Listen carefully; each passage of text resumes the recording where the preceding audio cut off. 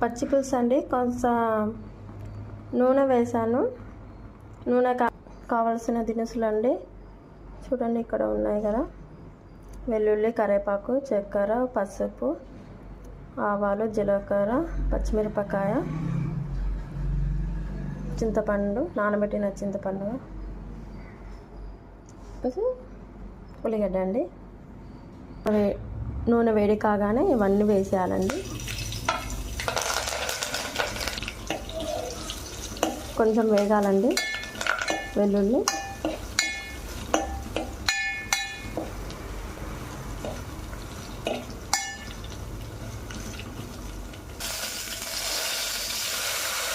ఇప్పుడు చింతపండుని వాటర్ వేసుకోవాలండి.